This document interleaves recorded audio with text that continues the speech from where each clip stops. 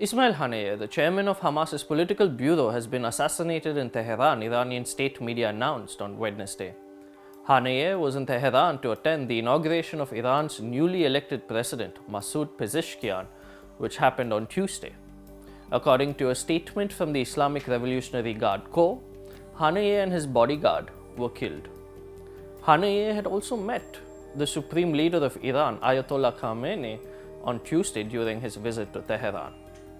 Hello and welcome to The Print. In this episode, I will explain who Ismail Haniyeh was and what his killing means for the tensions in West Asia. According to reports, Hamas has accused Israel of killing its political chief on its official Telegram channel. Haniyeh became chief of Hamas's political wing in 2017. He also was the former Prime Minister of Palestine between 2006 and 2007.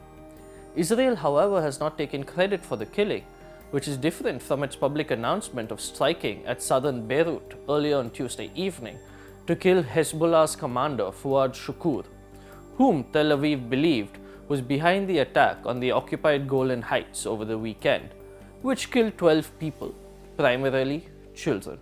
According to reports, the attack on Haniyeh and the bodyguard occurred at around 2 a.m. in Tehran. So who is Ismail Haniyeh?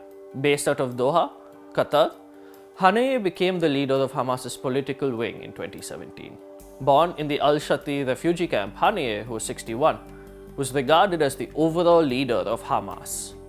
He is reported to have joined the organization in the 1980s and was arrested by Israel for 3 years in 1989. He studied in Gaza's educational institutions, managed by the United Nations Relief and Works Agency, and went on to study at the Islamic University of Gaza. In the aftermath of a kidnapping of an Israeli bodyguard in 1992, at least 400 Palestinians were expelled by Israel to southern Lebanon. Haniyeh was one of those expelled by Israel.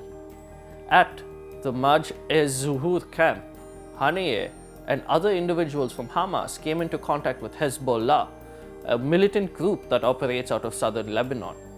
This contact with Hezbollah, and by extension the leadership in Tehran, helped increase his profile within Hamas.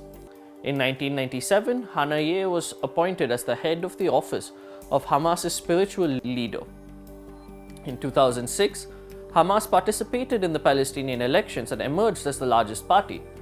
Haniyeh was appointed as Prime Minister by Palestinian President Mahmoud Abbas, also known as Abu Mazen.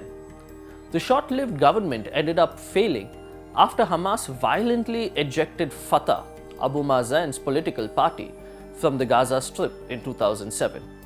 Haniyeh was dismissed as Prime Minister, and Gaza and the West Bank came under control of two different administrations.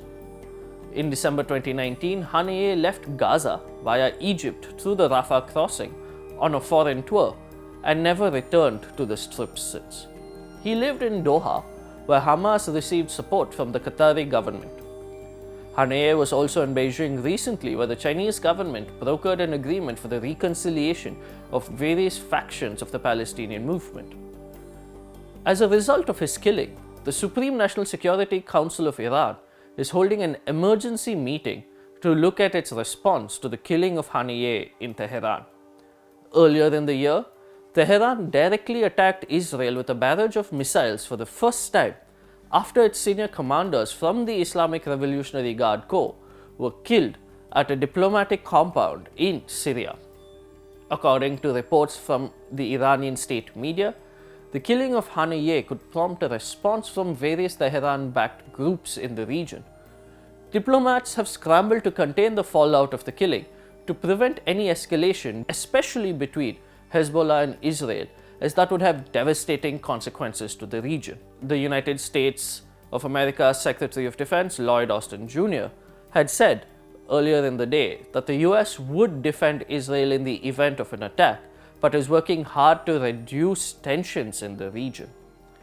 Thank you for tuning into The Print. Subscribe below for more such news and analysis.